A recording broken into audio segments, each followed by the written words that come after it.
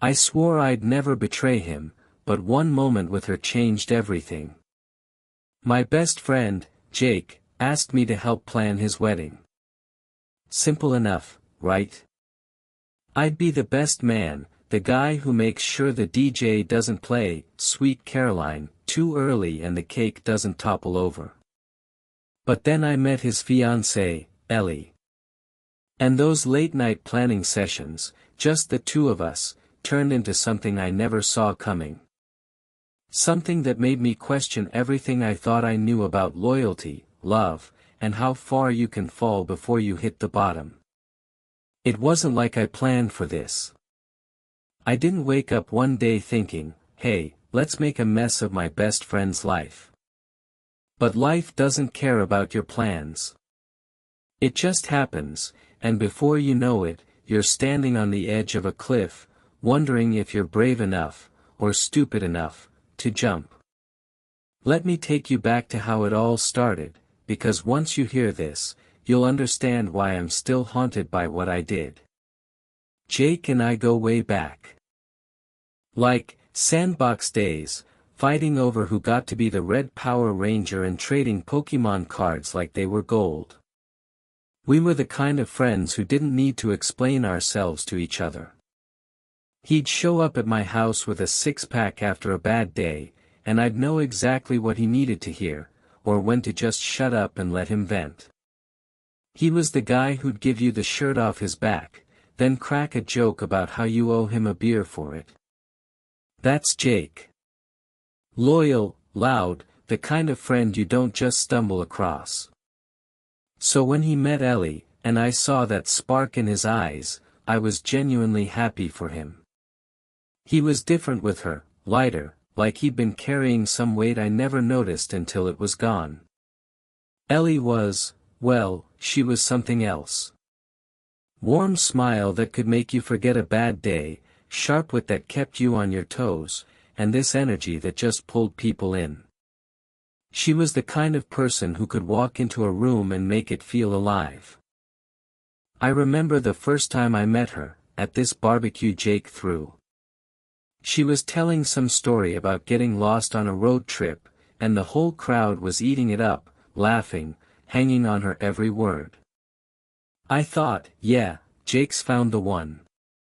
When they got engaged, it wasn't a surprise.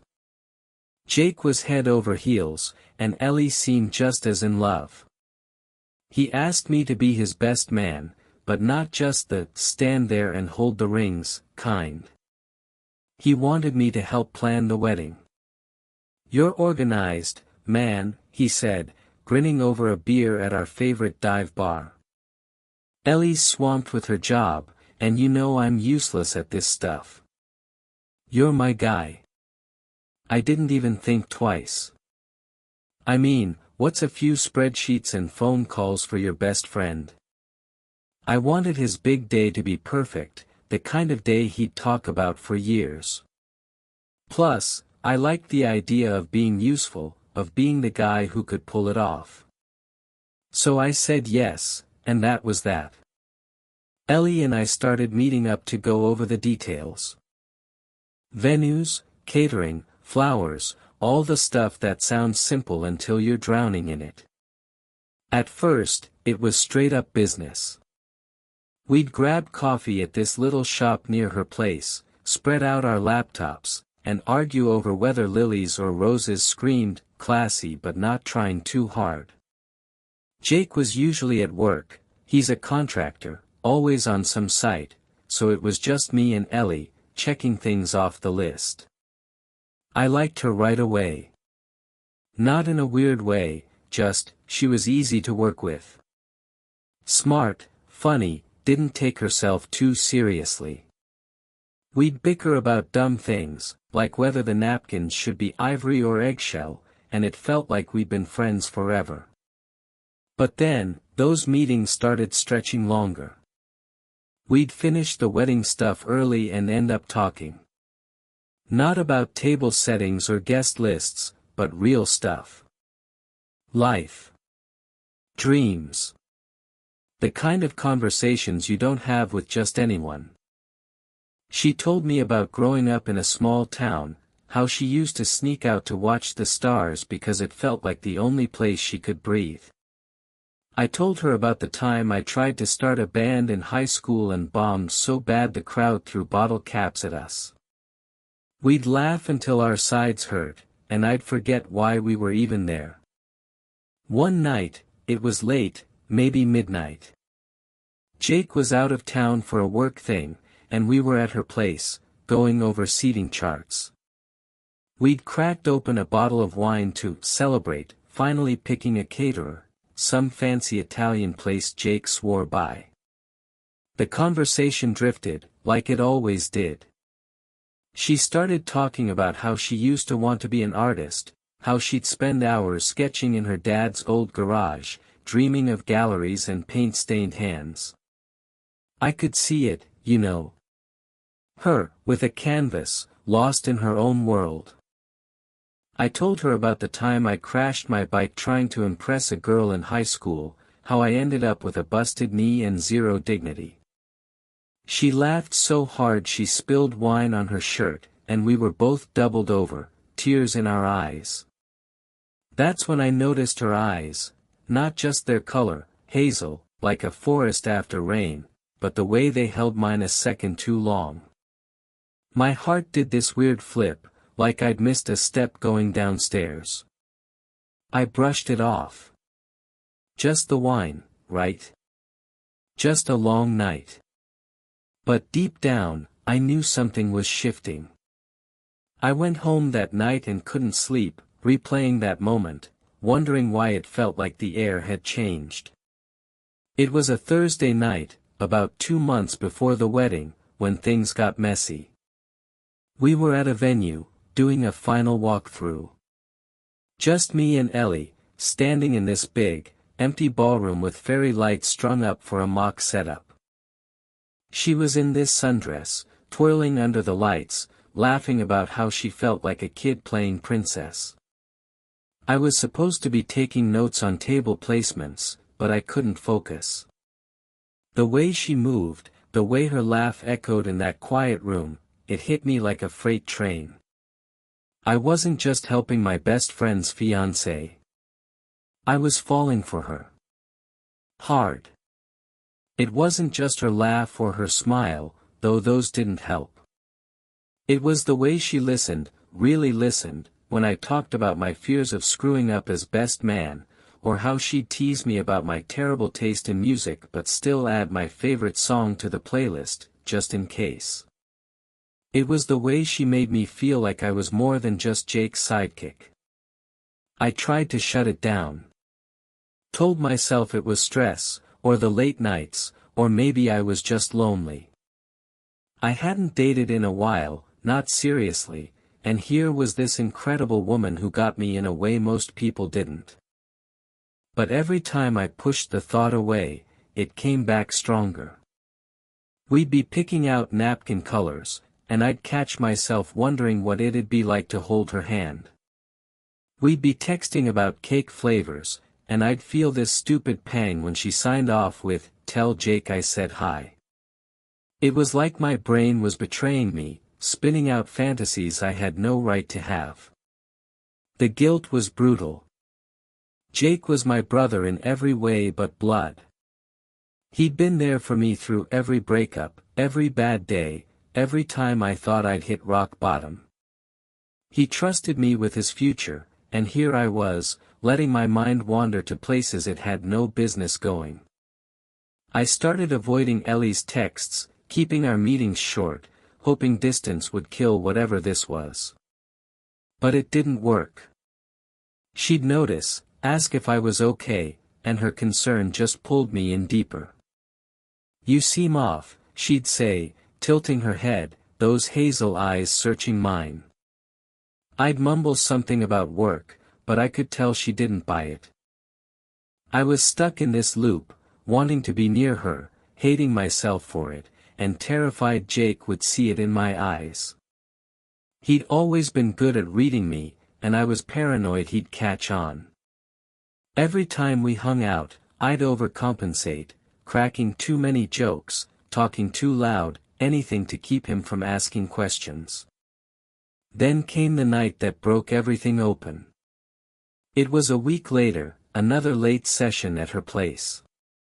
We were finalizing the guest list, and Ellie was stressed, pacing the kitchen, rambling about how her family was driving her nuts with their demands. Her mom wanted to invite half the town, her aunt was insisting on a vegan menu, and she was just trying to keep it together. I felt bad for her, so I tried to lighten the mood, made some dumb joke about eloping to Vegas and getting hitched by an Elvis impersonator. She laughed, that real, unguarded laugh I'd come to crave, but then she got quiet. She sat down, staring at her wineglass, and said, "Sometimes I wonder if I'm doing the right thing." My stomach dropped. The room felt too small, the air too thick. "What do you mean?" I asked, trying to sound casual, like my heart wasn't hammering in my chest. She looked at me, and for a split second, I saw something in her eyes, doubt, maybe, or something heavier, something that mirrored the chaos in my own head. "Nothing," she said, shaking her head, forcing a smile. "Just, wedding jitters. You know how it is." But it wasn't nothing. That moment hung in the air, thick with things we weren't saying. I wanted to ask her what she meant, to push, to know if she felt the same pull I did. Did she lie awake at night, thinking about me?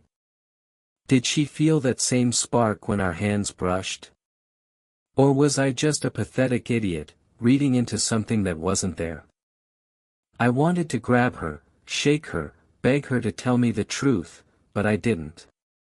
I was a coward.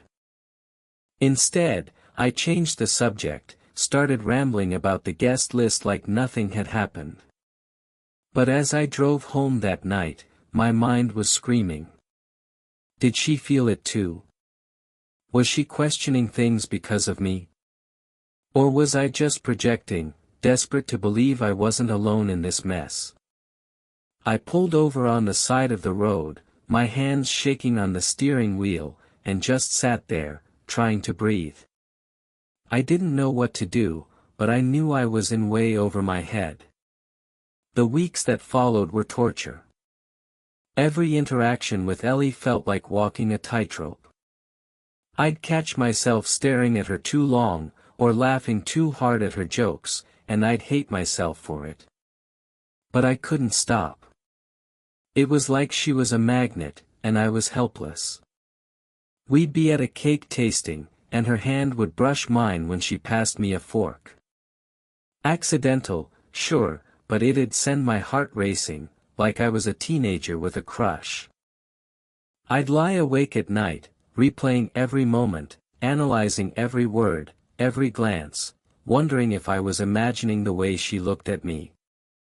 I started noticing things I hadn't before, how she'd fidget with her engagement ring when we talked, like it was too heavy, or how she'd light up when I walked into the room, only to catch herself and dial it back.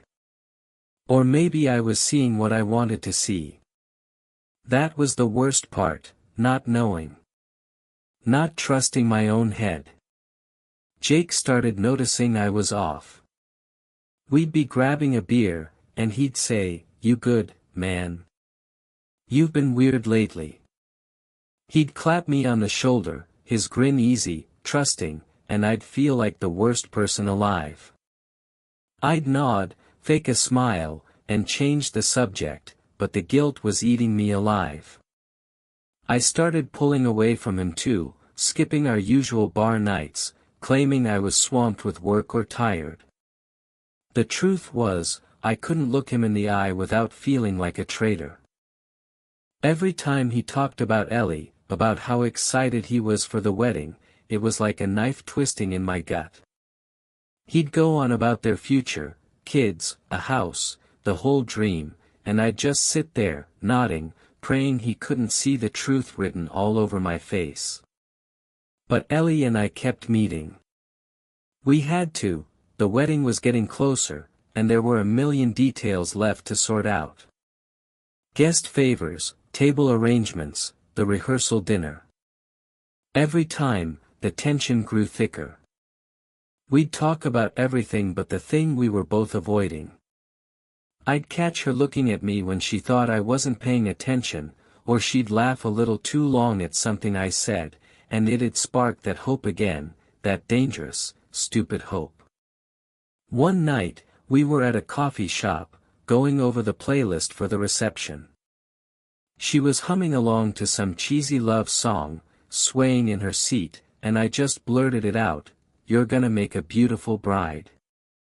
It slipped out before I could stop it. She froze, her coffee cup halfway to her lips, then smiled, but it was a sad kind of smile, the kind that doesn't reach your eyes. "Thanks," she said softly. "I hope Jake thinks so too." That, too, hit me like a punch. Was she saying what I thought she was saying? Or was I so far gone I was hearing what I wanted to hear? I mumbled something stupid and changed the subject, but my mind was racing. Did she mean it? Was there a chance she felt the same way? I started noticing little things that drove me crazy. The way she'd linger when we said goodbye, like she didn't want me to leave. The way she'd text me late at night about nothing important, a funny meme, a random question about the flowers, just to keep the conversation going. Once, she sent me a picture of a sunset, saying it reminded her of a story I'd told her about camping with my dad. It was innocent enough, but it felt like more. Or maybe I was just desperate for it to mean something. I was terrified of being wrong, because if I misread this, I'd ruin everything, my friendship with Jake, her trust, the whole damn wedding. But the more I tried to pull back, the harder it was to stay away. She was in my head, all the time, and I didn't know how to make it stop. The breaking point came 3 weeks before the big day. We were at her place, finalizing the vows she and Jake would exchange. She'd written them herself, and she wanted to practice reading them aloud, get my feedback on whether they sounded right. I sat there, on her couch, trying to focus on the words, but all I could think about was how wrong this felt. She started reading, her voice soft but steady, talking about love, commitment, a lifetime together. It was beautiful, the kind of thing that'd make anyone tear up. But every word felt like a weight on my chest, because they weren't for me. They were for Jake. And yet, when she finished, she didn't look at the paper. She looked at me, her voice cracking as she asked, "Is it okay?" I couldn't speak. My throat was tight, my heart pounding so loud I was sure she could hear it. I just nodded, because if I opened my mouth, I was afraid I'd say something I couldn't take back. Something like, "I think I'm in love with you." She reached for her wine, her hand shaking, and knocked the glass over. Red wine spilled across the table, soaking the vow pages, and we both jumped up, laughing nervously as we grabbed paper towels. We were scrambling to clean it up, our hands brushing as we reached for the same spot. Neither of us pulled away. We stood there, inches apart, the air so heavy it felt like it could crush us. Her eyes locked on mine, and for a moment, I thought she might lean in. I wanted her to. God, I wanted her to so bad it hurt. My whole body was screaming to close the gap, to kiss her, to hell with the consequences. But then she stepped back, breaking the spell. "Yeah," she whispered, her voice barely audible. "You should." I don't know if she meant it as an answer to what I didn't say, or if she was just agreeing that I should go. Either way, it snapped me out of it. I grabbed my jacket and left, my heart pounding, hating myself more than ever. I'd come so close to crossing a line I couldn't uncross. And the worst part? I wasn't sure I wanted to stop. The next few weeks were a blur. I threw myself into the wedding plans, trying to drown out my feelings with work. I'd show up to meetings with Ellie, keep it all business, and leave as soon as I could. But it didn't help. Every time I saw her, it was like a fresh wound. She'd smile, make some joke, and I'd feel that pull again, that stupid, reckless hope that maybe she felt it too. I started avoiding Jake even more, because every time he talked about the wedding, I'd see her face in my mind. I'd imagine what it'd be like if I'd said something that night, if I'd told her how I felt. Would she have laughed it off? Told me I was crazy? Or would she have admitted she felt it too? The not knowing was killing me, but I couldn't bring myself to find out. I was too scared of what it'd cost. The wedding day came faster than I expected. I stood next to Jake, in my best man suit, watching Ellie walk down the aisle. She was breathtaking, just like I knew she'd be. Her dress was simple but perfect, her hair catching the light like it was made of gold. The whole room was watching her, but I couldn't take my eyes off her face. She was smiling at Jake, radiant, but as she got closer, I saw it, the same doubt I'd seen that night at her place. It was subtle, hidden behind her joy, but it was there, in the way her eyes flickered, the way her smile faltered for just a second. And when she glanced at me, just for a moment, I knew she was thinking about it too. That night, that moment we didn't act on. That line we didn't cross. I gave my speech at the reception, cracked jokes about Jake's terrible dance moves, toasted their future. Everyone laughed, clapped, said it was perfect. But inside, I was unraveling. I kept stealing glances at Ellie, wondering if she was happy, if she'd ever think about what might have been. After the reception, I found her alone by the dessert table, adjusting her veil. She looked up, caught my eye, and smiled that sad smile again. "You did good," she said. "Thanks for everything." Her voice was soft, but there was weight to it, like she was saying more than the words. I wanted to ask her what she meant that night, if she'd ever felt the same pull I did. I wanted to know if I'd imagined it all, or if there'd been a moment where she'd wanted to cross that line too. But I didn't. I just nodded, said, "You're welcome," and walked away. Here's the twist, they're married now, and I'm still Jake's best friend. Ellie and I never spoke about it again. We see each other at barbecues, game nights, all the normal stuff. She's still warm, still funny, but there's this unspoken thing between us, like a shadow neither of us acknowledges. Maybe it was all in my head. Maybe she never felt anything, and I was just a fool reading into stolen glances and spilled wine. Maybe I built it all up in my mind, desperate for something I couldn't have. But sometimes, when I catch her looking at me across a room, her eyes lingering a second too long, I wonder. Did I lose my chance at something real? Did she feel it too, and choose to let it go? Or did I dodge a bullet that would have destroyed us all, me, Jake, her, everything? I'll never know. And maybe that's the worst part. I see them together, happy, building their life, and I'm happy for them. I am.